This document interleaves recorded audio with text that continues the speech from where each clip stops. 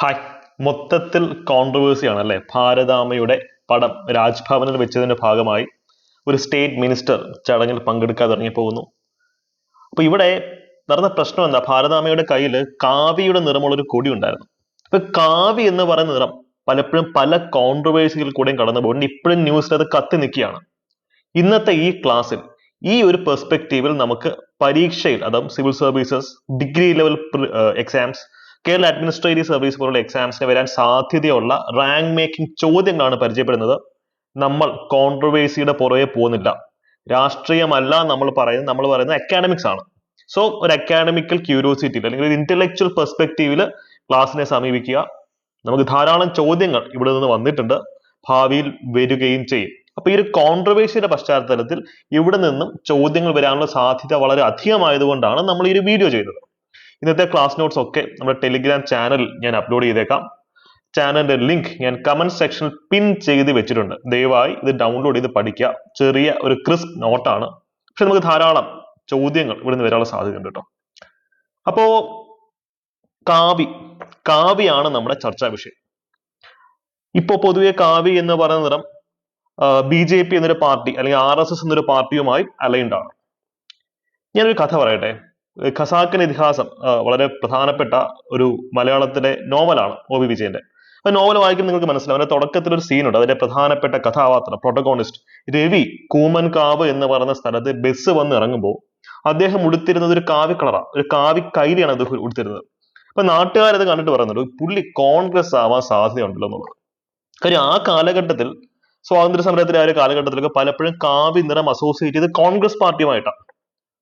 യഥാർത്ഥത്തിൽ ഈ ശങ്കരാചാര്യരെ പറ്റി നമുക്കറിയാം. അദ്വൈത ദർശനം, അതായത് ഏറ്റവും സെക്യുലർ ആയിട്ടുള്ള അല്ലെങ്കിൽ മനുഷ്യനും ദൈവവും ഒന്നാണെന്ന് പ്രഖ്യാപിച്ച ഏറ്റവും മഹത്തായ സിദ്ധാന്തമുള്ള അദ്വൈത ദർശനം പ്രഖ്യാപിച്ച ശങ്കരാചാര്യർ, അദ്ദേഹം കാവിക്കൊടി ഏന്തി നടന്നതായിട്ടുള്ള ചരിത്രമുണ്ട്. അപ്പൊ അതൊരു ഒരു സ്പിരിച്വൽ ഇന്റലക്ച്വൽ സുപ്രീമസിയുടെ ഒരു നിറമായിരുന്ന ഒരു കാലഘട്ടത്തിൽ. സോ ഈ നിറം എന്ന് പറയുന്നത് ഒരു പൊളിറ്റിക്കൽ പാർട്ടിയുമായിട്ട് നമ്മൾ ബന്ധപ്പെടുത്തി പറയാൻ പാടില്ല. ചിലപ്പോൾ നാളെ മറ്റൊരു പാർട്ടിയുമായി ബന്ധപ്പെടുത്തി പറഞ്ഞേക്കാം. ഇതിന്റെ എവല്യൂഷൻ നിങ്ങൾ മനസ്സിലാക്കണം, കോണ്ടെക്സ്റ്റ് നിങ്ങൾ മനസ്സിലാക്കണം. ഇത് ചരിത്രം പരിശോധിക്കണമെങ്കിൽ പല കോണ്ടെക്സ്റ്റിലും അദ്വൈത ഫിലോസഫിയുടെ കോണ്ടെക്സ്റ്റ് വരുന്നുണ്ട്, കോൺഗ്രസ് പാർട്ടിയുടെ കോണ്ടെക്സ്റ്റ് വരുന്നുണ്ട്, അല്ലെങ്കിൽ റൈറ്റ് വിങ്ങിലെ മറ്റു പാർട്ടി BJP പാർട്ടിയുടെ കോണ്ടെക്സ്റ്റ് വരുന്നുണ്ട്. അപ്പൊ ചരിത്രത്തിൽ കയറി ഇറങ്ങി നടക്കുന്ന ഒരു കളറാണത്. അതുകൊണ്ട് തന്നെ ഇവിടുന്ന് വരാൻ സാധ്യതയുള്ള ചോദ്യങ്ങൾക്ക് നമുക്കൊന്ന് പഠിക്കാം.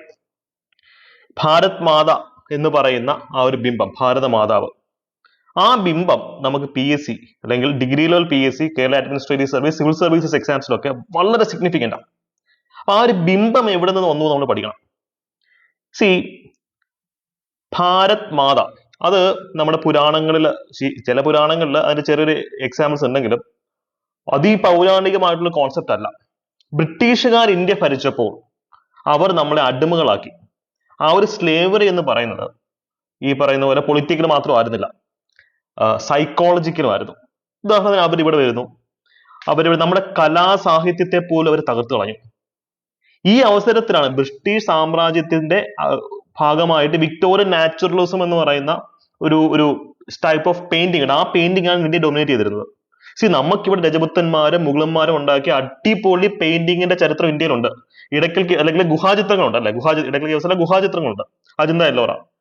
എന്നിട്ട് പോലും നമ്മൾ ഇതൊക്കെ ഉപേക്ഷിച്ചിട്ട് വിക്ടോറിയൻ നാച്ചുറലിസം എന്ന് പറയുന്ന പാശ്ചാത്യ പെയിന്റിംഗ് സമ്പ്രദായത്തിന് പുറകെ പോകുമായിരുന്നു. ഇതിനൊരു തടയിടണം എന്ന് തീരുമാനം വന്നത് സ്വദേശി മൂവ്മെന്റ് 1905 സ്വദേശി മൂവ്മെന്റിന്റെ കാലഘട്ടത്തിലാണ്. സ്വദേശി മൂവ്മെന്റ് ചരിത്രം നമുക്കറിയാം.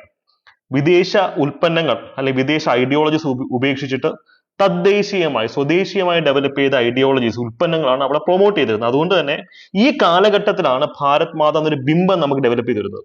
ഈ ഒരു ഐഡിയ ആദ്യമായിട്ട് പറയുന്നത് ബങ്കിം ചന്ദ്ര ചാറ്റർജിയാണ്. നമുക്കറിയാം, അദ്ദേഹത്തിന്റെ ഫേമസ് ആയിട്ടുള്ള ബുക്ക് ഉണ്ടല്ലോ ആനന്ദമത്, അത് വന്ദേ മാതരം എന്നുള്ള പാട്ടൊക്കെയാണ്, നമുക്ക് അറിയാവുന്ന കാര്യമാണ്. ഇതിനകത്താണ് ഈ ഒരു കോൺസെപ്റ്റിനെ പറ്റി ഫസ്റ്റ് പറയുന്നത്. പക്ഷെ ആ കോൺസെപ്റ്റിനെ വരച്ച് ഒരു ചിത്രത്തിന്റെ രൂപത്തിൽ ആദ്യമായിട്ട് ആക്കുന്നത് ആരാന്ന് ചോദിച്ചു കഴിഞ്ഞാൽ അത് അബേന്ദ്രനാഥ് ടാഗോറാണ്. നമ്മുടെ രവീന്ദ്രനാഥ് ടാഗോറിന്റെ നെഫ്യൂ, മരുമകനാണ് അബേന്ദ്രനാഥ് ടാഗോർ എന്ന് പറയുന്നത്. അപ്പം വിക്ടോറിയൻ നാച്ചുറലിസം അല്ലെങ്കിൽ പാശ്ചാത്യ പെയിന്റിങ്സിന് എതിരായിട്ടുള്ള ഒരു മൂവ്മെന്റ് ആയിട്ടാണ് ഈ ഭാരത് മാതയുടെ പടം അബേന്ദ്രനാഥ് ടാഗോർ വരയ്ക്കുന്നത്. ക്ലിയർ ആണല്ലോ.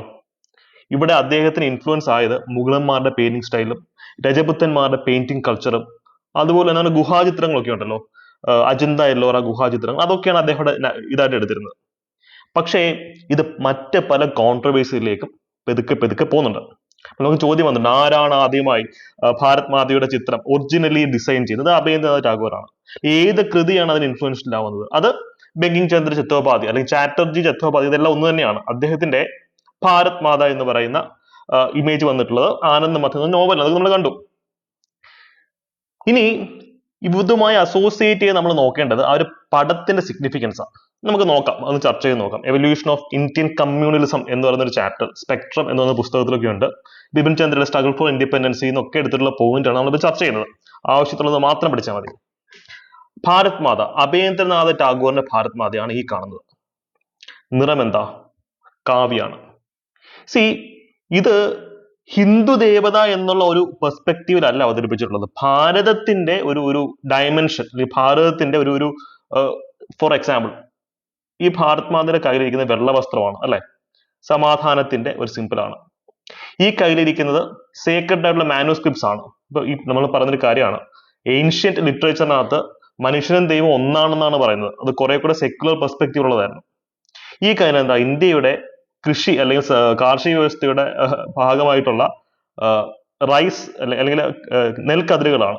ഈ കയ്യിലൊരു രുദ്രാക്ഷമാല. ഇതാണ് ഭാരത് മാത അഭയേന്ദ്രനാഥ് ടാഗോർ ഡിസൈൻ ചെയ്തത്. അദ്ദേഹം ദുരുദ്ദേശത്തിലൊന്നും അല്ല ഡിസൈൻ ചെയ്തത്. പക്ഷേ ഇത് ഡിസൈൻ ചെയ്ത് കഴിഞ്ഞപ്പോൾ ഒരു പ്രശ്നം പറ്റി. ഒന്ന് ആലോചിച്ച് നോക്കിയേ. ബ്രിട്ടീഷുകാർക്കെതിരായി ജനങ്ങളെ അണിനിരത്താനാണ് ഒരു ബിംബം നമ്മൾ ക്രിയേറ്റ് ചെയ്തത്, ഭാരത് മാത എന്നൊരു ബിംബം ക്രിയേറ്റ് ചെയ്തത്. പക്ഷെ ഈ ഒരു രാഷ്ട്രീയ പ്രസ്ഥാനത്തിൽ അല്ലെങ്കിൽ ബ്രിട്ടീഷുകാർക്കെതിരായിട്ടുള്ള സ്വാതന്ത്ര്യ സമരത്തിൽ പങ്കെടുക്കാൻ വരുന്ന ഒരു ക്രിസ്ത്യാനി അല്ലെങ്കിൽ ഒരു മുസ്ലിമാൻ അല്ലെങ്കിൽ ജൈനൻ അല്ലെങ്കിൽ പാർസി മത വിശ്വാസി ഒന്ന് സങ്കല്പിച്ച് നോക്കി. അവർ വരുമ്പോഴത്തേക്കും അവർ ഈ ഒരു ഇമേജ് കണ്ടു കഴിഞ്ഞാൽ അവരെന്താ വിചാരിക്കുക? ഒറ്റ നോട്ടത്തിൽ ഹിന്ദു ദേവത എന്നല്ലേ പറയത്തുള്ളൂ. അപ്പൊ ആ രീതിയിൽ പല ഫാക്ടേഴ്സ് കൊണ്ടും കോൺഗ്രസ് പാർട്ടിയിൽ മറ്റ് മതസ്ഥര് അകലാൻ ഇത് കാരണമായി.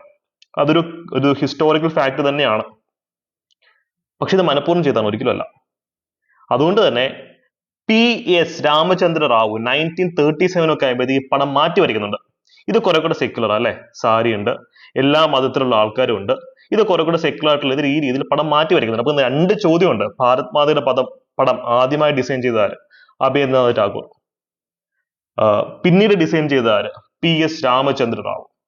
ഈ ഡിസൈൻ പിന്നെ കുറെ കൂടെ സെക്യുലർ ആയതുകൊണ്ട് നേരത്തെ ഇൻസെക്യൂരിറ്റീസ് മറ്റ് മതസ്ഥർക്ക് ഉണ്ടായിട്ടില്ല. ഞാൻ പറയുന്നത് സ്പെക്ട്രം നമുക്ക് സിവിൽ സർവീസസിനും കേരള PSCക്കും ചോദ്യങ്ങൾ ചവറ് പോലെ വരുന്ന ഒരു ടെക്സ്റ്റ് ആണ്. അതിലെ പോയിന്റാണ് പറയുന്നത്. India struggle for independence, Bipin ചന്ദ്രയുടെ ഏറ്റവും പ്രസിദ്ധമായ ഇന്ത്യ ചരിത്രത്തിന്റെ പുസ്തകമാണ്. ഈ പുസ്തകങ്ങളെ പോയിന്റാണ് ഞാൻ ഈ പറയുന്നത്. ഇത് കേട്ട് അനാവശ്യമായ രാഷ്ട്രീയമായിട്ടുള്ള കമന്റുകൾ നടത്തരുത്. ഒരു ഇന്റലക്ച്വൽ ആയിട്ടുള്ള അല്ലെങ്കിൽ അക്കാഡമിക്കൽ കമന്റുകൾ, ഞാൻ പറയാത്ത പോയിന്റ്സ് നിങ്ങൾക്ക് തീർച്ചയായിട്ടും ആഡ് ചെയ്യാവുന്നതാണ്. രാഷ്ട്രീയം മാറ്റി വെച്ചിട്ട് മാത്രമേ ഈ ക്ലാസ് നിങ്ങൾ കേൾക്കാവൂ. ഓക്കെ, ക്വസ്റ്റ്യൻസ് വരെ വിടുന്നത്. സോ ഈ പോയിന്റുകൾ നമ്മൾ കൃത്യമായി ഒന്ന് പഠിച്ചിരിക്കണം. ഇതുമായിട്ട് അസോസിയേറ്റ് ചെയ്ത് മുഴങ്ങി കേൾക്കുന്ന ഒരു പേരാണ് നമ്മുടെ അഭയേന്ദ്രനാഥ് ടാഗോർ. യെസ്, ടാഗോർ ഫാമിലിയിലെ ഏറ്റവും എന്താ പറയാ മിടുക്കനായ ചിത്രകാരൻ ആരെന്ന് ചോദിച്ചാൽ ഇദ്ദേഹമാണ് അല്ലെ. ഇന്ത്യൻ ചിത്രകലയ്ക്ക് ഒരു പുതുജീവൻ നൽകിയ വ്യക്തിയാണ് അദ്ദേഹം. നമ്മളെല്ലാം കണ്ണടച്ച് ബ്രിട്ടീഷുകാരുടെ പെയിന്റിംഗ് സ്റ്റൈല്, ഓയിൽ പെയിന്റിംഗ് അനുകരിച്ചുകൊണ്ടിരുന്ന സാഹചര്യത്തിലാണ് ഇദ്ദേഹം മോഡേൺ ഇന്ത്യൻ പെയിന്റിംഗ് അടിത്തറയിട്ടത്. കൽക്കട്ട ബേസ്ഡ് ആയിട്ടായിരുന്നു. അപ്പൊ ഇതിനു വേണ്ടി അദ്ദേഹം സ്ഥാപിച്ച അസോസിയേഷൻ ഏതെന്നുള്ള ചോദ്യമുണ്ട്. Indian society of oriental arts. Indian society of oriental arts, ഇതിന്റെ സ്ഥാപകൻ ആരാന്നുള്ള ചോദ്യമുണ്ട്. സെയിം ആൻസർ ആണ്. പക്ഷെ ഇദ്ദേഹം ഏറ്റവും ഫേമസ് ആയിട്ടുള്ള ബംഗാളി സാഹിത്യത്തിൽ ഇദ്ദേഹത്തിന്റെ ഏറ്റവും വലിയ കോൺട്രിബ്യൂഷൻ എന്ന് പറയുന്നത് അദ്ദേഹം കുട്ടികൾക്ക് വേണ്ടിയുള്ള ചൈൽഡ് ലിറ്ററേച്ചർ എഴുതുമായിരുന്നു അല്ലെ.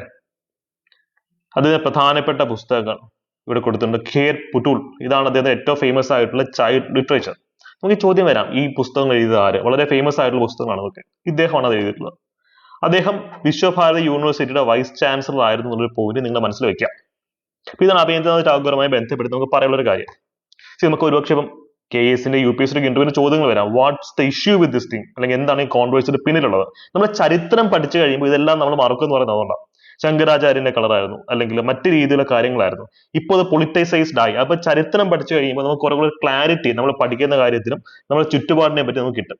നമുക്ക് ഹിസ്റ്ററി കൃത്യമായി പഠിച്ചു കഴിഞ്ഞാൽ നമുക്ക് കുറെ കൂടെ മൈൻഡ് കുറെ കൂടെ ബ്രോഡ് ആവും, ഓപ്പൺ മൈൻഡഡ് ആവും എന്ന് പറയുന്ന റീസൺ ഇതാണ്. അപ്പൊ ഇത്രയാണ് എനിക്ക് ഈ ഒരു ഷോർട്ട് വീഡിയോയിൽ നിങ്ങൾക്ക് തരാനുള്ള കണ്ടന്റ്.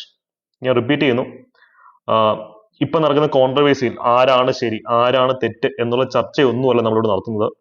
ചരിത്രപരമായി ആ ഒരു കോൺട്രവേഴ്സിയിലേക്ക് നയിച്ച കാരണങ്ങൾ നമ്മുടെ സിലബസിനകത്ത് ഉണ്ട്. ഇന്ത്യൻ ഫ്രീഡം മൂവ്മെന്റ് ഭാഗമായിട്ട് വന്നിട്ടുള്ളതാണ് ഇതെല്ലാം. അതാണ് നിങ്ങളുടെ അടുത്ത് ഇപ്പോൾ ഇത് കൂടെ പറഞ്ഞു തന്നത്.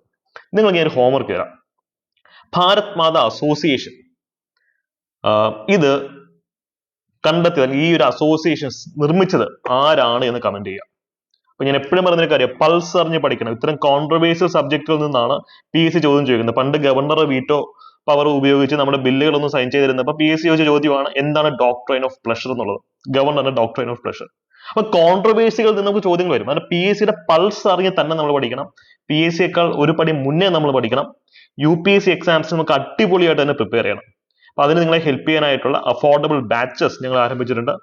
കേരള അഡ്മിനിസ്ട്രേറ്റീവ് സർവീസ് മെയിൻസ് അല്ലെങ്കിൽ മറ്റ് ഡിഗ്രി ലെവൽ മെയിൻസ് പരീക്ഷകൾക്കും, പിന്നീട് നിങ്ങൾ അടുത്ത വർഷം കമ്പനി ബോർഡൊക്കെ അറ്റൻഡ് ചെയ്ത് നിൽക്കുന്ന വ്യക്തിയാണെങ്കിൽ അതിനുവേണ്ടി നിങ്ങൾ തയ്യാറാക്കുന്ന ഒരു ലോങ് ടേം ഡിഗ്രി ബാച്ചും ഞങ്ങൾ ക്രിയേറ്റ് ചെയ്തിട്ടുണ്ട്.